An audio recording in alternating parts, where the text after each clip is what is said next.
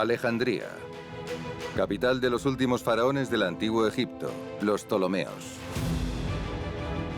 Su dinastía llega a su fin en el año 30 a.C. con la trágica muerte de Cleopatra, cuyo cuerpo está enterrado aquí, en algún lugar de la ciudad.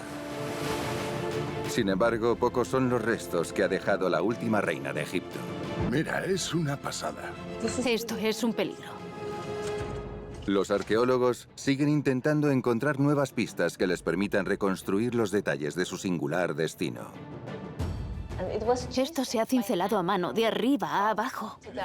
Impresionante, sin palabras. Nos encontramos a unos 50 kilómetros al oeste de Alejandría. En Taposiris Magna se encuentra un inquietante yacimiento arqueológico, una antigua necrópolis y un enorme templo de la época de Cleopatra. ¡Oh! Kathleen Martínez ha venido desde República Dominicana. Es precioso. Se trata de una arqueóloga y ex abogada que lleva desde 2005 excavando el lugar en busca de la tumba de la reina. Hoy continuaremos las excavaciones hacia el templo, hacia el sur. Vale. Hay que ver si damos con alguna entrada. Bajo este templo dedicado a la diosa Isis y al dios Osiris, Kathleen Martínez descubrió a finales de 2022 un gigantesco túnel excavado en la roca de 13 metros de profundidad. Para la arqueóloga, este podría conducir directamente a la tumba de Cleopatra. Taposiris Magna era el centro religioso en honor a Isis más importante del norte. Era famoso en todo el mundo antiguo. También tenemos la necrópolis y sabemos que era un templo magnífico y muy rico. Creo que hubo una conexión importante desde el principio entre Cleopatra y Taposiris Magna, porque Cleopatra creía que era la representación humana de la diosa Isis. Pero en casi 2 décadas de excavaciones, Kathleen aún no ha descubierto la tumba de la reina, ni la de ningún miembro de su familia. Las tumbas de los Ptolomeos siguen sin aparecer. Descubrir la momia de la última reina de Egipto supondría uno de los hallazgos más importantes de la historia, tan fascinante como el del tesoro de Tutankamón. Por eso tantos arqueólogos buscan pistas. La localización de la tumba de Cleopatra es uno de los santos griales de la arqueología mundial, porque se trata de una figura muy famosa, muy glamurosa y también muy asociada al misterio. Recientemente, un coleccionista reveló que podría tener la clave de este misterio. Un vestigio arqueológico único que podría estar relacionado con la momia de Cleopatra.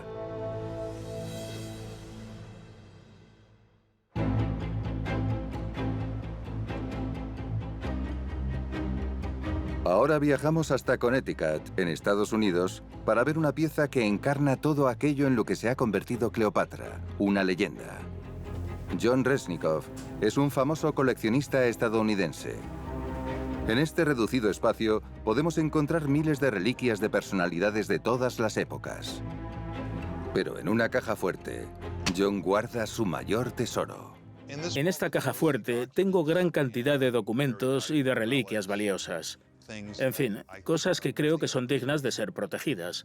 Una de mis favoritas es la mano de Cleopatra. En mayo de 2014, adquiere una extraña pieza de una momia egipcia. La descripción indica que se trata de una mano, la de Cleopatra, la última reina del antiguo Egipto. Es la primera vez que la muestro a las cámaras. Siempre la he tenido muy bien guardada.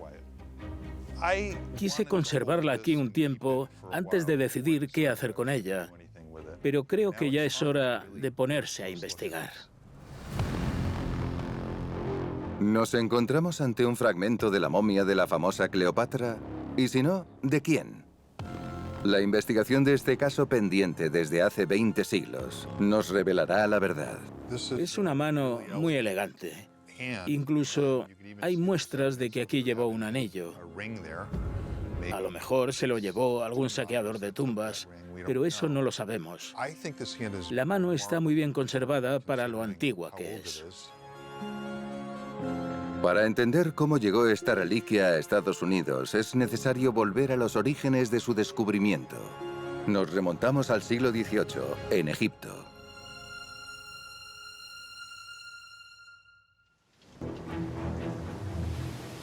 En 1794, un general británico llamado Thomas Bowser regresa victorioso de la India. Sin embargo, su viaje no sigue la ruta programada. Para llegar a Inglaterra, pide a su tripulación que haga un gran desvío. A la vuelta paró en Egipto y todo el mundo supo de su fama. Va en calidad de diplomático representando a Inglaterra y cuando llega le hacen un regalo diplomático. Al parecer, en Egipto habían encontrado la tumba perdida de Cleopatra y la momia se estaba pudriendo, así que le regalaron la mano. Allá por 1794 o 95 aún no se podían leer los jeroglíficos. Tampoco estamos seguros de que el hombre dominara muy bien el griego, que era una de las lenguas más habladas en aquella época en el Mediterráneo oriental. En fin, ni siquiera él mismo tenía forma de validar lo que le decían. Sin embargo, Bowser conoce muy bien a Cleopatra. El mito de la reina propagado por sus enemigos romanos no se perdió en la antigüedad. Ha perdurado a lo largo de la historia. Cleopatra es una antigua soberana, cuyo recuerdo nunca se ha perdido. Hay representaciones de Cleopatra hasta en manuscritos medievales ilustrados. A base de hablar mal de Cleopatra, a base de retratarla como una femme fatal, como una especie de prostituta y una ninfómana, los autores romanos acabaron por transformar a Cleopatra en un auténtico mito, ya en la antigüedad. La mano momificada llega a Europa en el momento ideal. La fascinación de Occidente por el antiguo Egipto aumenta por momentos. Además, en ese momento comienza una gran expedición militar y científica, la campaña napoleónica en Egipto. La egiptomanía comienza con la campaña napoleónica en Egipto a principios del siglo XIX, la cual permitió a Champollion descubrir, redescubrir y, sobre todo, comprender los jeroglíficos. A partir de 1798, cerca de 170 científicos recorren Egipto bajo las órdenes de Bonaparte y elaboran una colosal obra repartida en 23 volúmenes y con más de 900 láminas titulada La descripción del Egipte, la descripción de Egipto.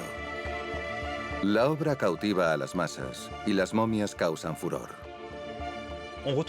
Hay muchísimos fragmentos de momias en casas particulares, ya que en aquella época era el no va más tener manos, pies, artefactos y trozos de momias en los cuartos de maravillas. La última moda en la época era traerte una momia a casa y quedar con los amigos para quitarle las vendas. Una gran velada asegurada. La egiptomanía se convierte en un fenómeno único en la historia del arte. A principios del siglo XX, la pasión egipcia se ilustra en el cine, y Cleopatra es una de las primeras figuras retratadas. Helen Garner y Zida Vara nos ofrecen en la década de 1910 las representaciones icónicas de Cleopatra. En esta época de frenesí egipcio, un periódico británico desvela la existencia de la mano de Cleopatra. A raíz de ello, el reverendo John Wharton, un hombre muy cercano a la familia Bowser, cuenta la historia en una entrevista siendo muy categórico con el origen de la reliquia. El público queda fascinado. Incluso aparece una exposición que se ofrece a alquilar la mano por una cifra hoy equivalente a 90.000 euros. Tras varios cambios de propietario, la mano acaba llegando a casa de John Resnikoff en 2014, más de 2 siglos después de su descubrimiento. Cuando me llegó la mano, abrí la caja y se me pusieron los pelos de punta. Me quedé de piedra. Estaba emocionadísimo. Pensé, esto me conecta con algo que sucedió hace 2000 años. Y aquí lo tengo, en mi oficina. Nuestra investigación comienza por sacar la mano de su caja. John se muestra reacio. La operación podría dañar la reliquia. La caja lleva aproximadamente 125 años intacta y es la primera vez que se va a abrir desde entonces.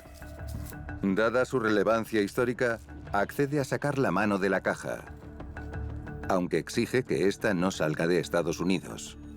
se aproxima un momento emocionante. Esta mano es quizás una de las más preciadas del mundo. Conservada durante más de 2000 años en la arena egipcia y ahora gracias a esta caja, este vestigio arqueológico podría deteriorarse al ser manipulado. Para conservar una copia inalterable, decidimos digitalizarla en ultra alta definición. Un equipo de expertos ha viajado desde California para escanear la superficie, lo que permite obtener un modelo 3D de la mano. Es un proceso muy rápido. En cuestión de 2 minutos generamos un modelo 3D completo para representar la mano y lo podemos compartir con cualquier persona en línea. Así también podemos sacar las medidas de cada dedo, de la palma, el volumen de las manos y la superficie del dorso. Por primera vez desde su descubrimiento, la mano cuenta ahora con un duplicado digital accesible a egiptólogos de todo el mundo. Puede que se trate del último vestigio de una misteriosa reina cuya historia comenzó hace más de 2000 años en Alejandría.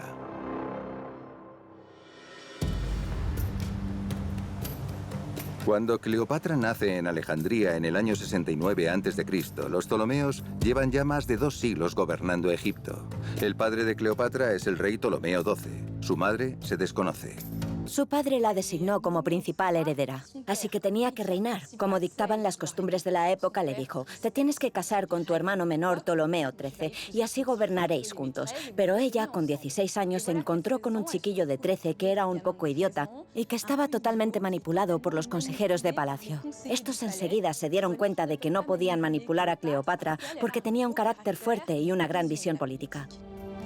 Cleopatra debe frenar las ambiciones de su hermano menor y, al mismo tiempo, defenderse de la hegemonía de Roma, que intenta establecerse en Egipto.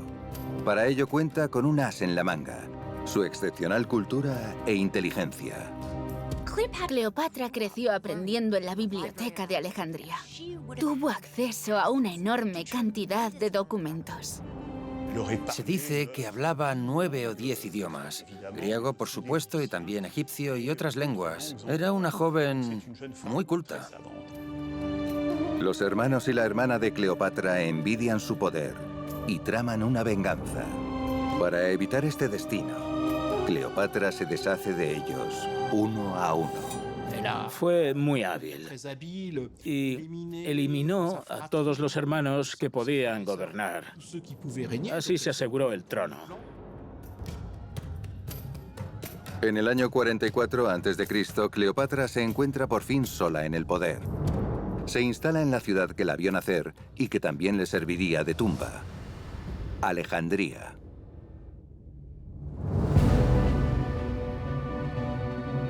Durante el reinado de los Ptolomeos, Alejandría se convierte en el corazón político de Egipto. En tiempos de Cleopatra, Alejandría fue una de las ciudades más grandes del mundo antiguo. Fue un importante centro científico y una gran ciudad-estado que gobernaba todo el país como si fuera su patio trasero. Un faro presidía la ciudad y se servía de él para comunicarse con la navegación marítima. Contaba con una biblioteca, la famosa Biblioteca de Alejandría, el punto culminante del mundo antiguo.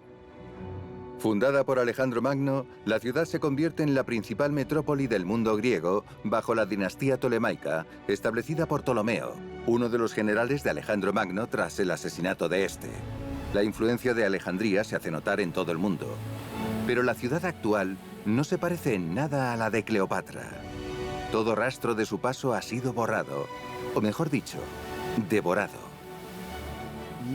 Gran parte de la antigua Alejandría ha desaparecido. En la Alejandría moderna quedan algunos yacimientos, pero la mayoría han quedado sepultados bajo el agua. Hemos tenido la suerte de poder acompañar a varios equipos de submarinistas para filmar bajo el agua los vestigios de la ciudad de Cleopatra.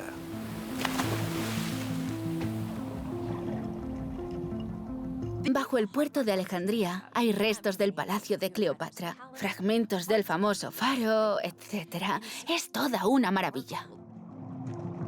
A pocos metros bajo la superficie, aún se observan columnas, esculturas e incluso los restos del antiguo faro. Aquí se realizan regularmente excavaciones arqueológicas subacuáticas. pero ninguna ha encontrado ni rastro de la tumba de la reina.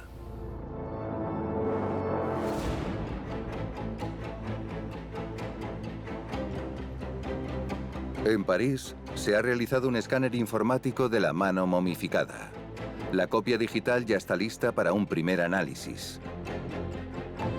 El egiptólogo Jean-Guillaume Olet-Pelletier nos desvela este fragmento de momia y la leyenda que lo acompaña. Se pueden apreciar perfectamente todas las articulaciones de los dedos. Se puede ver la textura de la piel, que es bastante visible y está bien conservada. Las uñas están en perfecto estado, lo que resulta excepcional. Lo más interesante es que el estado de conservación demuestra que se trata de una momificación de gran calidad, por lo que estamos ante alguien que pertenecía a la alta aristocracia, que disponía de los medios necesarios. En aquella época también se practicaban momificaciones de baja calidad que se hacían con prisas. En este caso, es todo lo contrario. Se trataba de una persona que destinó muchos recursos a su momificación. Una persona rica, de la alta aristocracia. Estos primeros indicios son compatibles con la reina Cleopatra. Pero eso no basta.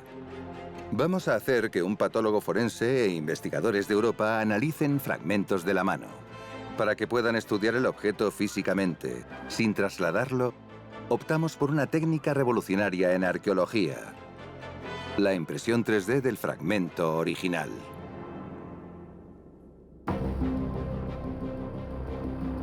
El archivo resultante del escaneado se ha enviado a un especialista en impresión de Francia.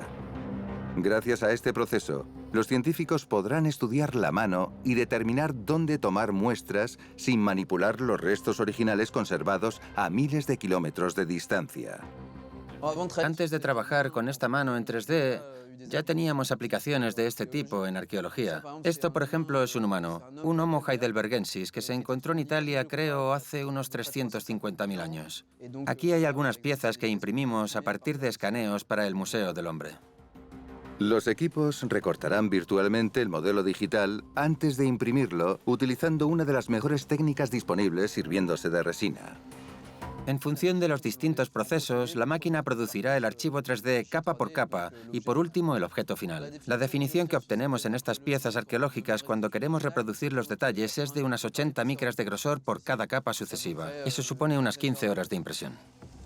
Cada capa es tan fina como un pelo, por lo que los resultados son lo bastante precisos para que los investigadores puedan utilizarlos. El doctor Philippe Sarlier es un arqueólogo y patólogo forense francés. Ha realizado por lo menos 2000 autopsias, entre ellas la de los hijos de Tutankamón, pero esta es la primera vez que tiene que dar su opinión sobre una figura tan histórica como Cleopatra. Hay que pensar en esto como si fuera un caso forense real. Es como si alguien nos trajera un fragmento de un cadáver con una presunta identidad y tuviéramos que saber si se trata de esa persona y, si no lo es, ¿de quién se trata? Para el forense, el primer paso es observar el caso, como si fuera la escena de un crimen. Y sus primeras observaciones confirman las de Jean-Guillaume Olet-Pelletier, nuestro egiptólogo. El escáner es de muy buena calidad. Da la impresión de tener delante una mano casi real. Algunos de los huesos se ven directamente. Aquí están los metacarpianos. Se puede ver que todavía están cubiertos por productos de embalsamamiento. Aún se pueden apreciar algunas de las huellas dactilares en los 5 dedos. El grado de conservación no es nada malo. He tenido delante cadáveres recientes, frescos o recientemente momificados, e incluso contemporáneos en medicina legal que estaban mucho peor conservados que este. Así que me quito el sombrero ante los embalsamadores. Han hecho un gran trabajo. A estas alturas, es difícil saber más. A primera vista, la delicadeza de los rasgos de la impresión 3D podría indicar que se trata de una mujer. Cuando la comparo con mi mano, por ejemplo, observo dos formas radicalmente distintas. Se podría decir que es una mano con una morfología esbelta, al igual que gran parte de la población y de las momias que se desentierran en Egipto desde hace casi 500 años. Solo la genética nos permitirá estar seguros del sexo del individuo. Creo que esta mano va a hablar, por así decirlo, y que va a ser bastante locuaz. Tengo un buen presentimiento. Para hacer hablar a esta mano, vamos a someterla a toda una serie de análisis, haciéndola retroceder en el tiempo y descubrir la historia que encierra. Los últimos avances de la ciencia revelarán cómo esta reliquia arqueológica quedó vinculada al turbulento destino de Cleopatra.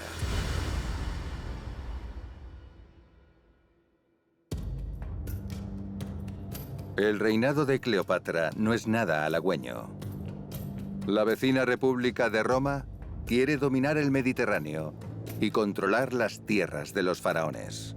Cleopatra quiere conservar la independencia de Egipto. Para ello utilizará todos los medios posibles. Además, cuenta con la ventaja de disponer de muchas bazas. Para mantener la soberanía, Cleopatra no opta por la guerra, sino por una alianza amorosa. Su primera conquista es el cónsul de Roma. Se llama Julio César. Es un hombre poderoso, extremadamente inteligente y muy seductor. Se ha acostado con todas las mujeres del Mediterráneo, poderosas, nobles, aristocráticas, pero Cleopatra tiene algo más. Una noche de octubre del año 48 a.C., aprovechando la presencia de César en un palacio de Alejandría, Cleopatra idea una treta para reunirse con él. Hace que le lleven una alfombra como regalo. La reina se envuelve en ella y se presenta ante él semidesnuda. Este encuentro da lugar a una apasionada relación y a un hijo, Cesarión. Pero esa historia durará poco. En el año 44 a.C., el asesinato de Julio César lo cambia todo. En el momento del asesinato de César, Cleopatra vuelve a vivir en la incertidumbre. Es entonces cuando busca otra alianza con un hombre romano poderoso, Marco Antonio. Refrendará el mismo tipo de pacto que tenía con Julio César. 2 amigos, amantes y aliados políticos. Al elegir casarse con Cleopatra, Marco Antonio provocará la ira de otra figura de Roma, Octavio, el futuro emperador Augusto. Los dos hombres se convierten en enemigos acérrimos y uno de ellos debe morir.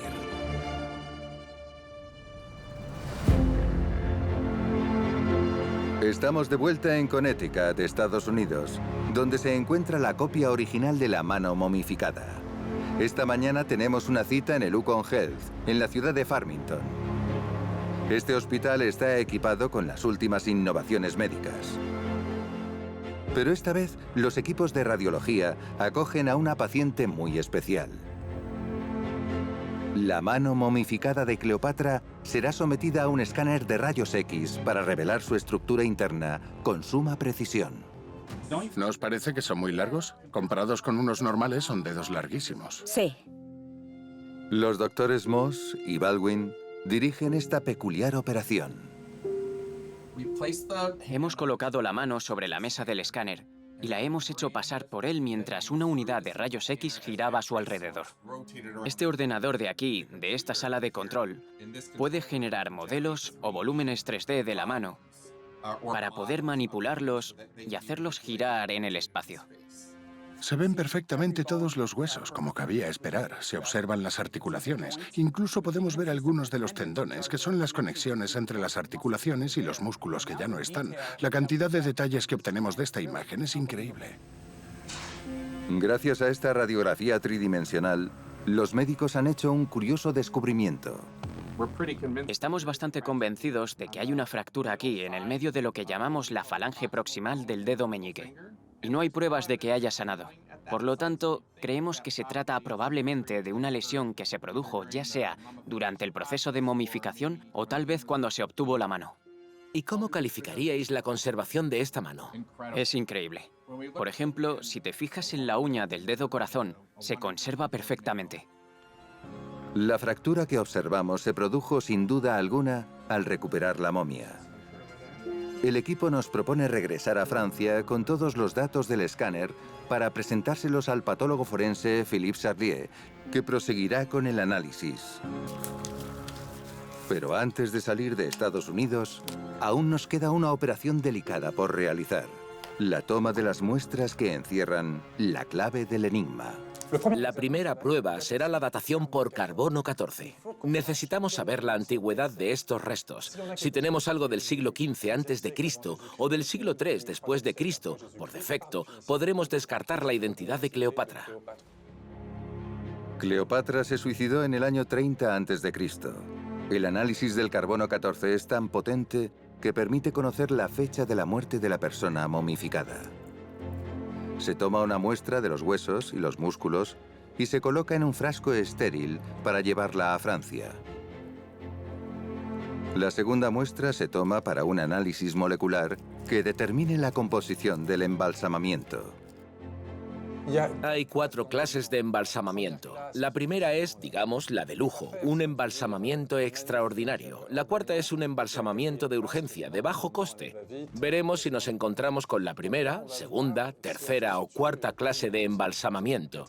El resultado será extremadamente importante. La última muestra podría proporcionarnos el santo grial de nuestra investigación, el ADN de la momia. Su análisis podría resolver el misterio de su origen geográfico, su aspecto y su sexo, todo gracias a los genes. Extraer ADN de una momia egipcia es complicado, pero es obvio que tenemos que hacerlo. No podemos prescindir del estudio genético de esta muestra. Si queremos saber a quién pertenece esta mano y si se trata de un hombre o de una mujer, es absolutamente necesario disponer de su ADN. A partir de ahora, los científicos tendrán que hacer que las muestras hablen por sí solas y que respondan a una pregunta. ¿Se le ofreció al general Thomas Bowser, descubridor de esta reliquia, la verdadera mano de Cleopatra en 1794?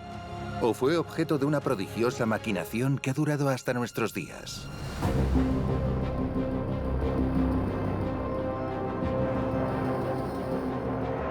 Connecticut alberga una de las 3 mejores universidades del mundo, Yale. Colin y John Darnell son egiptólogos y han impartido clases allí. John es conservador en el museo de la universidad. Bueno, lo tiene en ambos lados, porque parece que ahí... Querían acceder a copias digitales de la mano para comprobar una hipótesis. Por el aspecto de la mano en el modelo 3D y por lo que podemos ver en los escáneres, parece que podría tratarse de una mano momificada original del antiguo Egipto. Me impresiona la precisión con la que se distinguen las uñas. Está muy bien conservada. Está genial. Lo que más sorprende a los 2 egiptólogos es la presencia de marcas negras. Mientras tratan de averiguar su procedencia, Colin y John formulan una teoría inesperada. Lo interesante es que también podemos ver indicios de quemaduras a lo largo de uno de los lados, tanto aquí como ahí. Eso me sugiere que en algún momento esta momia, o al menos esta mano, estuvo en una tumba que había sido asaltada y probablemente quemada por ladrones de tumbas. Y es interesante precisamente porque la práctica de quemar la tumba para llevarse rápidamente el tesoro es algo que vemos desde hace miles de años en los robos de tumbas del antiguo Egipto. Los saqueadores de tumbas quemaban las momias profanadas para evitar ser perseguidos por el alma del muerto. Así podían robar los objetos preciosos sin represalias por parte del difunto. Si la momia que estamos estudiando estaba profanada, entonces la tumba contenía un tesoro y la persona enterrada era muy importante. De vuelta a París, enviamos las muestras y las imágenes médicas de la mano al doctor Philippe Sarlier. La muestra de carbono 14 se enviará a Dublín y después a Miami. La muestra genética irá a Barcelona. Y las muestras toxicológicas y moleculares irán a Viena, en Austria, y a París. Esta mano adquirirá un carácter internacional y volverá a viajar post-mortem. Al observar los resultados del escáner, nuestro experto detecta de inmediato indicios para nuestra investigación. No presenta ningún cartílago de crecimiento. La mano está completamente osificada. En otras palabras, se trata de alguien que tiene alrededor de 30, 35 o 40 años como mucho. No hay signos de actividad intensa. No hay rastros de inserciones musculares extremadamente prominentes. Tampoco hay una gran osteoartritis. Por lo tanto, no se trata de la mano de un trabajador o una trabajadora manual. Cleopatra murió a los 39 años y llevaba a cabo pocos trabajos manuales. Así que esta mano momificada podría ser suya. Una vez más, las observaciones de nuestros expertos confirman que todo es posible.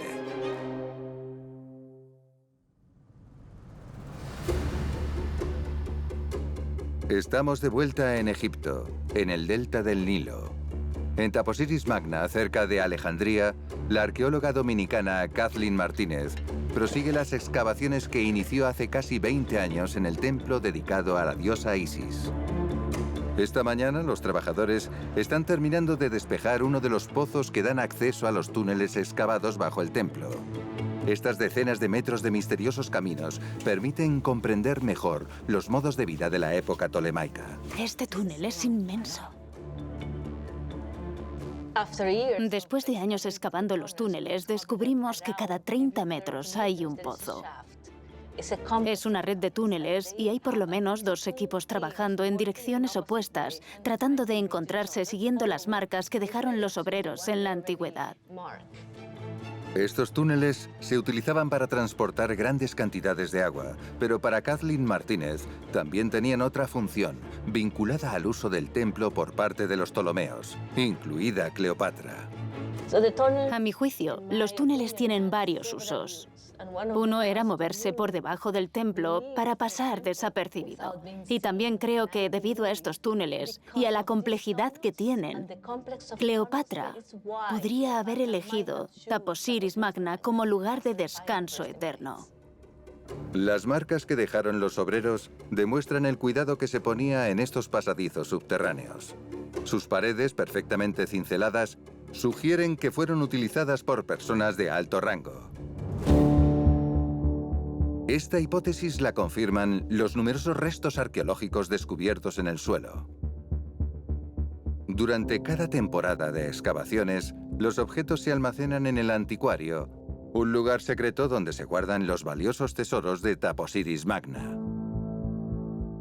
Vaya, ¿tienes todos estos objetos? Me encanta este escarabajo. Kathleen Martínez le ha pedido al egiptólogo Zahi Hawass que analice algunos objetos. ¿Esta es la cobra que mató a Cleopatra? Sí, eso creo. Puede que sí. ¡Qué bonita! Mira esto. Vaya.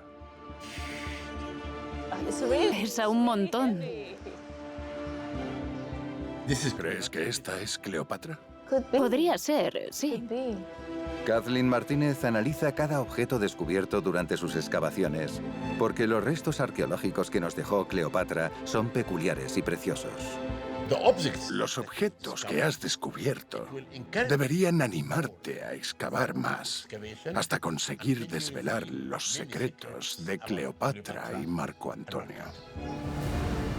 Las investigaciones arqueológicas sobre Cleopatra también demuestran que la faraona se inspiró en la cultura de las grandes soberanas que la habían precedido. Su deseo era dejar su propia huella indeleble erigiendo majestuosos monumentos en suelo egipcio.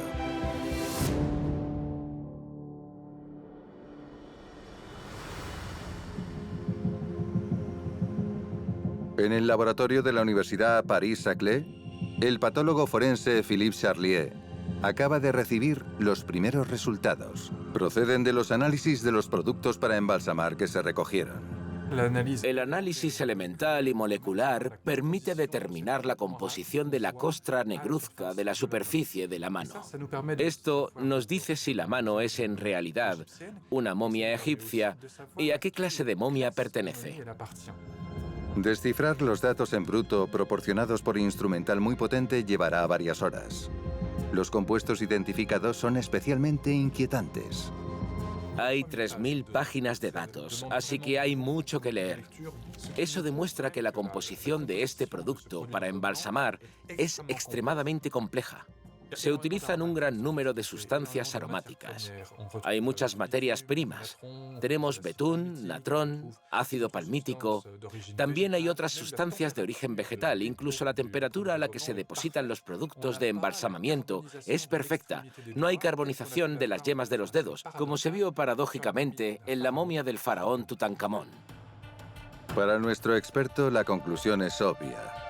La composición es la de las momias egipcias, pero, sobre todo, demuestra sin lugar a dudas que la momificación es de máxima calidad. La calidad del embalsamamiento y la amplia variedad de productos para embalsamar son compatibles con una momia de clase alta. Puede tratarse de una persona de la nobleza, de la aristocracia, de una sacerdotisa y, ¿por qué no?, de una princesa o una reina. Una vez más, las pistas confirman que podríamos estar ante una reina, quizá incluso Cleopatra. Pero aún quedan muchos pasos por dar para validar esta increíble hipótesis.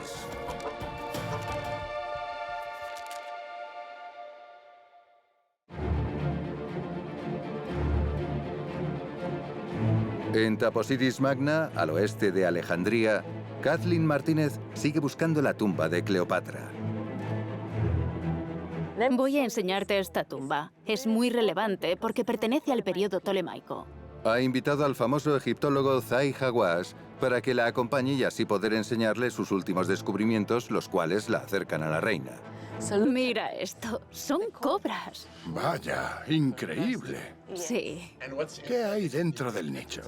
¿Has mirado? Sí, hay más esqueletos. Esqueletos. Para los egipcios de la época, la cobra servía para proteger tanto al rey como al pueblo. El rey se la colocaba en la frente. Aquí parece estar destinada al cabeza de familia, a la persona más importante, porque querían que estuviera protegido en la otra vida. Los otros nichos son para el resto de miembros de la familia. Y son de la época de la reina Cleopatra, del periodo tolemaico. ¿Lo sabes por la cerámica? Sí, por eso mismo. Las docenas de jarras y restos de vasijas de barro ayudan a los egiptólogos a datar con precisión los lugares donde se encontraron. Es tolemaica. Encontramos ofrendas en cada rincón de esta tumba. Iluminaban al difunto. Sí. No queda mucho de la era de Cleopatra, pero esta es una de las únicas necrópolis existentes en Alejandría de la época de su reinado. Estas tumbas distan mucho del esplendor que cabría esperar para una reina. Pero Kathleen está convencida de que los muertos no se enterraron aquí por casualidad. Sin duda, la tumba de una persona muy importante estaba cerca del templo, tal vez la de alguien de la época tolemaica. Intentamos conseguir nuevas pistas. A veces hay inscripciones, amuletos. Hemos descubierto muchos amuletos de diferentes dioses, como por ejemplo de Isis y Osiris, y es fascinante. Siempre estamos buscando nuevas pistas. Para la arqueóloga, la temporada llega a su fin, pero se reanudará al año siguiente. Poco a poco nos estamos acercando cada vez más a la reina Cleopatra. Y con el mismo objetivo: encontrar la momia de Cleopatra y reconstruir los últimos días de la que será para siempre la última faraona de Egipto.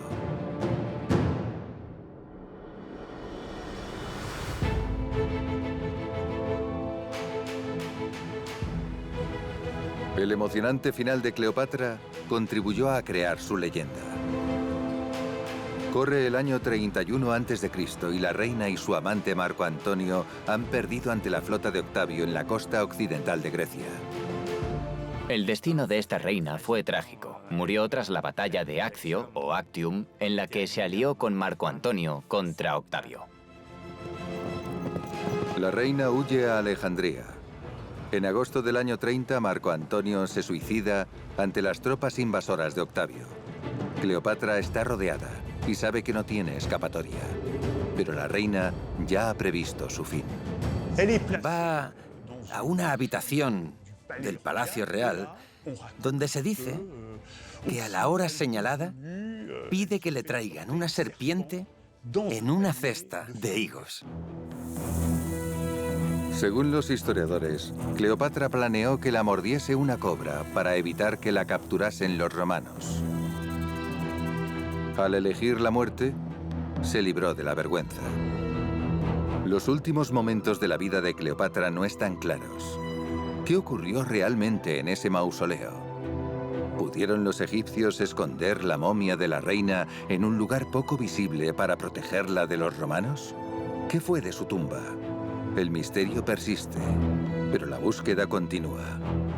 Es posible que el mausoleo se abriera en algún periodo indeterminado entre la antigüedad y el siglo XIX, en cuyo caso, ¿sabían que era Cleopatra la que estaba ahí? ¿Cogieron sus restos y los vendieron en los mercados de Europa? ¿O la abandonaron en un rincón? No lo sabemos. No hay rastro de la momia y es imposible saber dónde se encuentra en la actualidad. Sin embargo, a los arqueólogos les obsesiona una última hipótesis.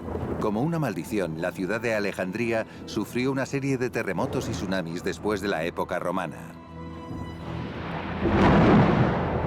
Es muy posible que la tumba de Cleopatra se hundiera entonces bajo el Mediterráneo, junto con la antigua ciudad, reduciendo para siempre las posibilidades de encontrarla.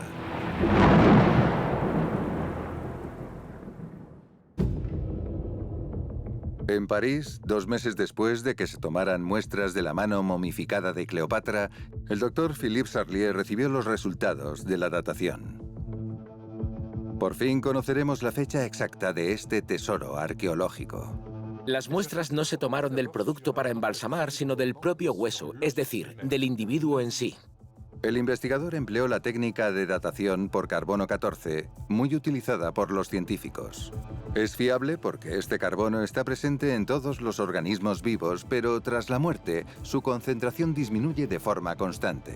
Se conoce la velocidad a la que desaparece el carbono 14 y cuando calculamos la concentración de carbono 14 en un individuo utilizando una regla de 3 bastante simple, podemos averiguar la edad a la que murió él mismo, es decir, la edad a la que esa persona dejó de ingerir carbono 14. Se midió la concentración de carbono 14 en los huesos de la mano y los resultados fueron sorprendentes. Los resultados son compatibles con una momia egipcia.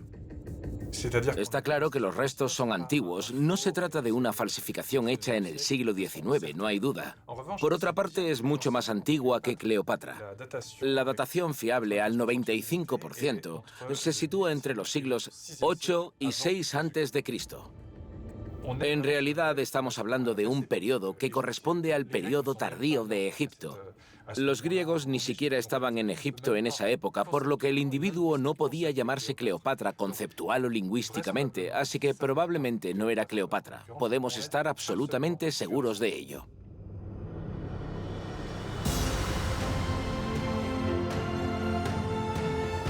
El destino de esta reliquia arqueológica está sellado. No cabe duda de que no se trata de la mano de Cleopatra ni de ningún Ptolomeo. La momia es mucho más antigua, al menos 500 años. Pero al ser una momificación de muy alta calidad, podría tratarse de otra reina o de una princesa. ¿Pero de cuál? Tal vez solo el ADN puede proporcionar una respuesta. En cuanto a la momia de Cleopatra, seamos sinceros. Permanece bien oculta en algún lugar de Egipto y su rastro se perdió muy poco después de su muerte, de la cual se conocen muy pocos detalles.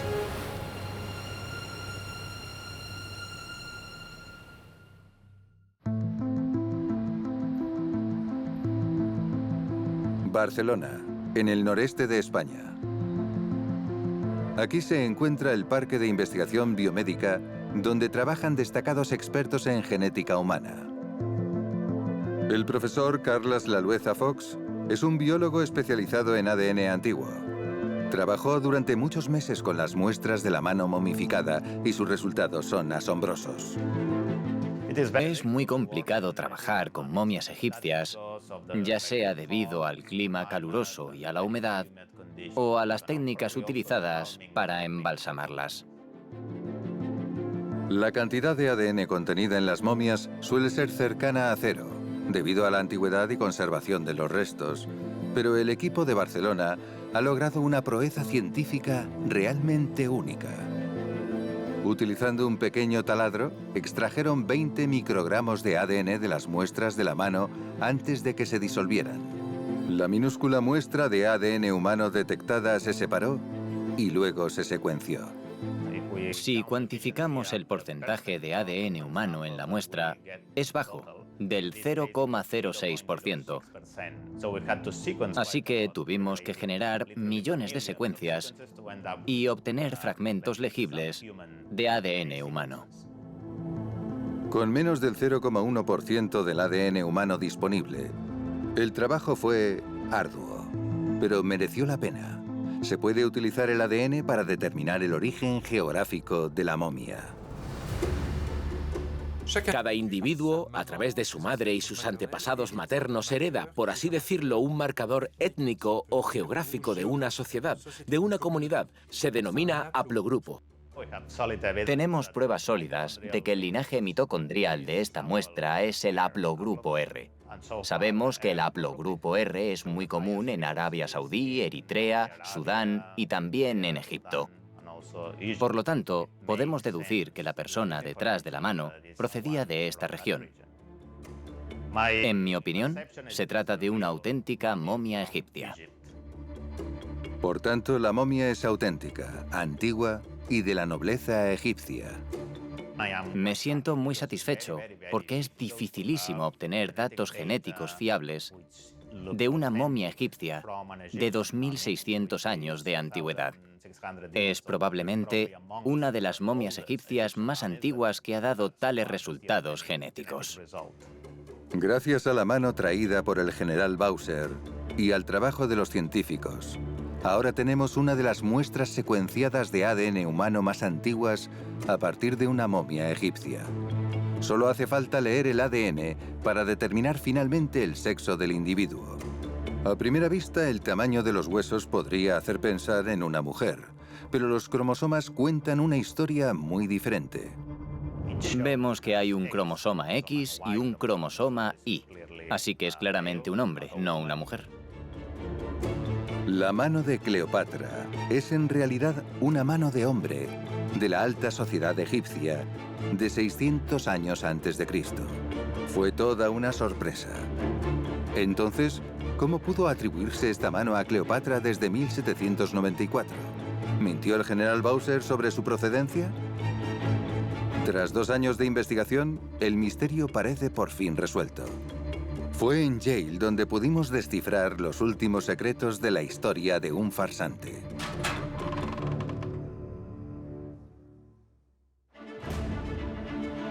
En el Museo de la Universidad de Yale, en Estados Unidos, Colin y John Darnell tuvieron acceso a nuestros resultados. Al profundizar en la historia del general Bowser, llegaron a una conclusión sorprendente. Contrariamente a lo que cuenta la prensa británica, es imposible que Bowser parase en Egipto. El hombre había sido gravemente herido unos años antes en Bangalore, y cada viaje se había convertido para él en un suplicio. Allí lo hirieron y nunca se recuperó del todo. Por lo tanto, en 1794 habría sido muy difícil para el general Bowser haber parado en Egipto en su viaje entre la India e Inglaterra para recuperar esta mano. ¿Por qué iba Bowser a viajar durante unos meses más para pasar por Egipto? La respuesta estaba a la vista todo el tiempo. El farsante, el que ideó toda la historia, olvidó un detalle. Cuando se publicó el relato manuscrito, el Canal de Suez hacía muy fácil llegar a Europa desde la India, pero no 100 años antes, cuando se supone que Bowser encontró la mano. El viaje exigía entonces rodear toda África, lo que hacía el trayecto considerablemente más largo. Parece que en 1894 alguien reflejó la realidad del siglo XIX, cuando existía el Canal de Suez y se podía parar fácilmente en Egipto desde la India sobre una historia que supuestamente había ocurrido 100 años antes. Es más, si la falsa mano de Cleopatra hubiera venido de Egipto, el estafador habría elegido una momia femenina. Por lo tanto, el farsante no estaba en el lugar. Lo hizo todo desde Inglaterra. Sin embargo, la única persona que contó la historia de esta mano momificada a la prensa, la única persona que firmó la ficha que describía la mano, fue el reverendo John Wharton. Él es el culpable de este complot. En Oxford, el sábado 24 de febrero de 1894, John Wharton perpetró el engaño perfecto al transformar una simple reliquia guardada en un mueble con objetos en un tesoro legendario. La mano de Cleopatra. La historia duró más de un siglo y resucitó un poco más a la mujer cuya verdadera momia aún no se ha encontrado.